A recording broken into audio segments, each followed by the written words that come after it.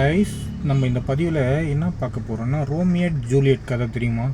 அதாவது இப்போ ரீசெண்டாக வந்து பார்த்தோன்னா 2019 18 ரோமியட் ஜூலியட் படம் ஒன்று வந்துச்சு பார்த்தீங்களா. ஜெயம் ரவி சார், அனிசிகா மேடம் வச்சுருப்பாங்க ஓகேங்களா. அது இல்லாமல் வில்லன் சார் வரன்னு வச்சுருப்பாங்க. அந்த படம் கதையை பார்த்தோன்னே எனக்கு ரொம்ப அனுபவம் வந்துச்சுங்க.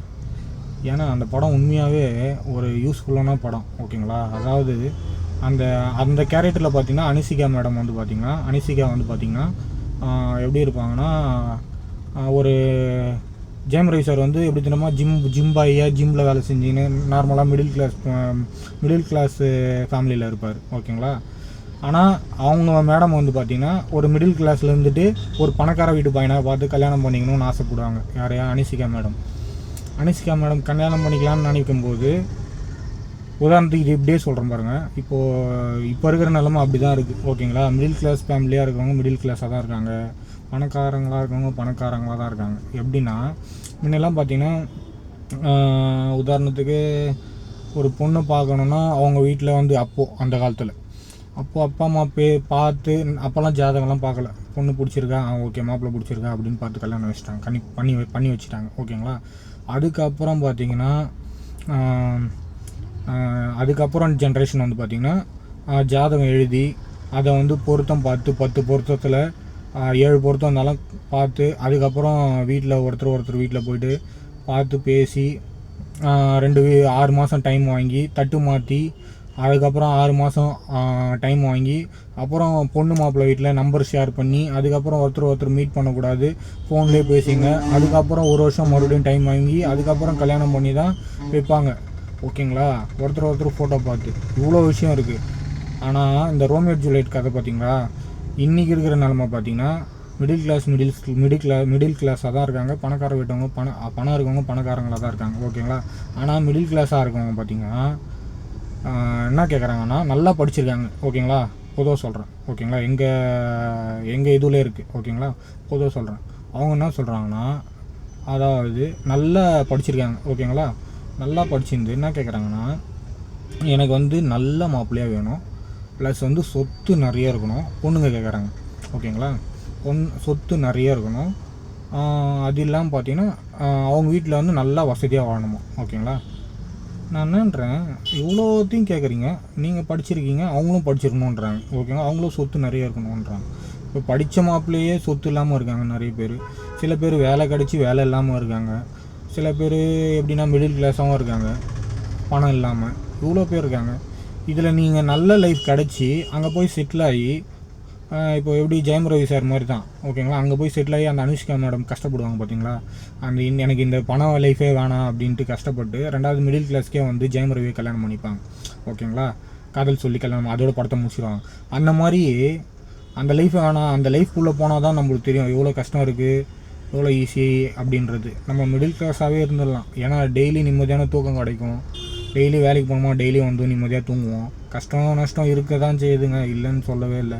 பணம் இருக்கிறவங்க லைஃப்பில் நினச்சி பாருங்கள், எப்போ திருடு நடக்கும், எப்போ எவன் வந்து மர்டர் பண்ணுவான், எப்போ கொள்ளடிப்பான் ஓகேங்களா. இவ்வளோ பிரச்சனை இருக்குது ஓகேங்களா. இதெல்லாம் வந்து யோசனை பண்ணணும். ரொம்ப கஷ்டமான லைஃபுங்க. 50,000 இப்படி தெரியும். இப்போல்லாம் வந்து பார்த்திங்கன்னா எல்லாம் 1 lakh 2 lakh கேட்குறாங்க சம்பளம். முன்னெல்லாம் பார்த்திங்கன்னா 10,000 5,000 தான் குடும்பம் பண்ணிடலான்னுவாங்க. இப்போல்லாம் வந்து பார்த்திங்கன்னா 2 lakh 3 lakh. அது கூட பரவாயில்ல, லிவிங் டுகெதர் அப்படின்றாங்க ஓகேங்களா. லிவிங் டுகெதர் ஆயிடுச்சு. 3 மாதம் பிடிச்சா வாழ்வோம், 3 மாதம் பிடிக்கலன்னா வாழ மாட்டோன்ற மாதிரி ஆயிடுச்சு. லிவிங்கில் இருக்கணும் அப்படின்னு கேட்குறாங்க.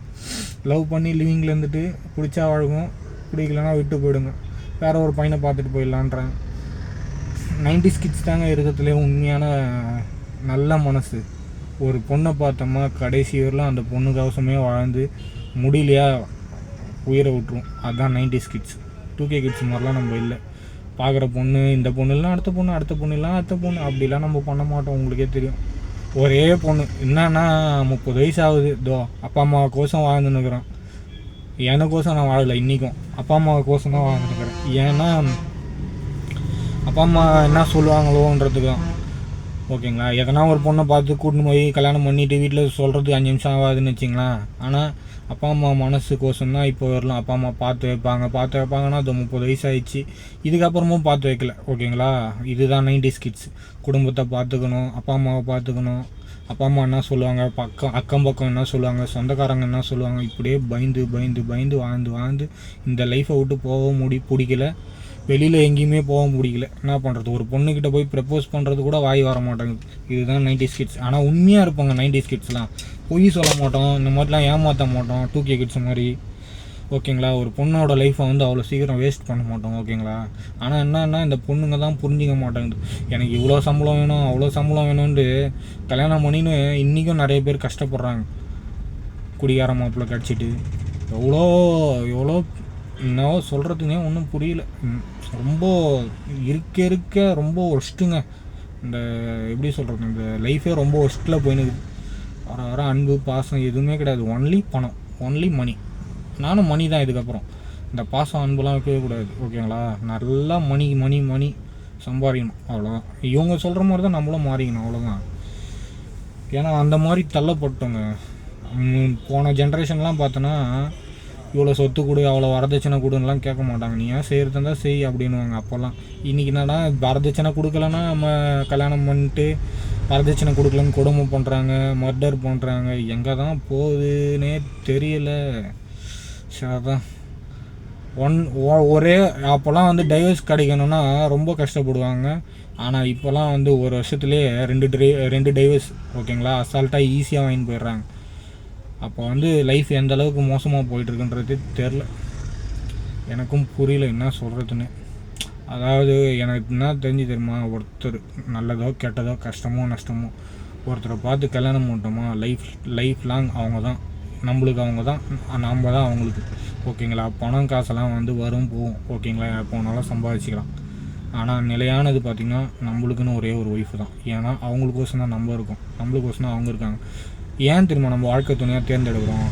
கடைசி காலத்தில் நம்ம வந்து அப்பா அம்மா விட்டுட்டு போயிட்ட பிறகு நம்மளுக்குன்னு நிற்கிறது நம்ம ஒய்ஃப் தான். அவங்க தான் அப்பா அம்மா மாதிரி. ஓகேங்களா, அதுக்கப்புறம் தான் எல்லாமே. ஓகேங்களா, அதுக்கப்புறம் நம்மளுக்கு பசங்க பிறந்துட்டாங்கன்னா நம்மளுக்கு அவங்க தான் அப்பா அம்மா மாதிரி. ஓகேங்களா, அவங்க தான் நம்மளை பார்த்துப்பாங்கன்ற ஒரு ஏக்கத்தில் வளர்கிறோம். ஓகேங்களா, இதுதான் வாழ்க்கை. பணம்னு நிறைய பேர் குடின்னு குடிச்சு லைஃபே காலி பண்ணிக்கின்னு சிகரெட்டு தண்ணி தம்மு ஒரு பக்கம் வரதட்சணை கொடுமை. எப்பா சாமி, என்னத்தான் பண்ணுறதுனே தெரிலங்க. லைஃப் எங்கே தான் போகுதுன்னே தெரில. ஆனால் உண்மையாக இந்த இது புரிஞ்சுக்கினாங்கன்னா நிறைய பேர் அவ்வளோ சீக்கிரம் சண்டை கோவம் எல்லார் வீட்லேயும் வருங்க. எங்கள் வீட்டிலலாம் டெய்லி சண்டை நடக்குதுங்க. அதெல்லாம் இல்லாமலாம் இல்லை, கோவம் சண்டை எல்லாமே வரும். அதுக்கோசம் இல்லாமலாம் கிடையாது, எல்லாமே நடக்கும். ஓகேங்களா, ஒருத்தர் புரிஞ்சிக்கிறதுல, வீட்டில் விட்டு குத்து பேசுறதுல, உரிமையாக பேசுகிறதே கிடையாது. அப்பா அம்மா கிட்டே பேசுறது கிடையாது. அப்பா அம்மா கிட்டே பேசினா தானே. இப்போ அப்பா வேலைக்கு போகிறாரு, ஈவினிங் வராரு, டிவி பார்க்குறாரு, திரும்பி காலைல ஏஞ்சி தூங்குறாரு, வேலைக்கு போயிடுறாரு. ஓகேவா, சமைச்சு கொடுக்கலாம் சண்டை. ஓகேங்களா, இதுதான். அவங்க கேட்குறதெல்லாம் வாங்கி போட்டுறாங்க. அப்பா கேட்குறதெல்லாம் அம்மா கேட்குறதெல்லாம் அப்பா வந்து சம்பாதிச்சு கொடுத்து வாங்கி கொடுத்துட்றாரு. ஓகேங்களா, இதுதான் நடக்குது எல்லார் வீட்லேயும். முக்கால்வாசி பார்த்தீங்கன்னா இப்போ அப்பா வேலைக்கு போகிறாரு, காலையில் நைட்டு வீட்டுக்கு வந்துடுறாரு, சாப்பிட்டாரா பத்துடுறாரு, டிவி பார்க்குறாரு, தூங்குறாரு, அவ்வளோதான். திரும்பி காலைல வேலைக்கு போகிறாரு. அப்போ என்ன ஆகும், ஒருத்தர் புரிதல் இல்லை, பேசுறது இல்லை. ஓகேங்களா, 2 பேரும் அண்டர்ஸ்டாண்டிங் இல்லை. ஃப்ரெண்ட்ஸ் மாதிரி பேசினா தானே 2 பேரும் பேசுறதில்லை. இப்போ நான் மட்டும் எப்படி பேசுவேன்? எல்லார் வீட்லையுமே இது தான் நடக்குது. காமனான சண்டை தானே, மெயின் சண்டை தான். ஓகேங்களா, அதனால தான் நிறைய பேர் குடும்பம் பிரிஞ்சுது. இந்த மாதிரி நடக்கும்போது அப்போ 90s கிட்ஸு 2K கிட்ஸு எல்லாருக்குமே ஒரு புரிதல் இல்லாமல் போயிடும். அவங்க ஒரு ஒய்ஃபை கூட்டின்னு வந்து வீட்டில் வைக்கும்போது எல்லாருக்குமே புரிதல் இல்லாமல் போயிடும். என்ன நடக்கும்?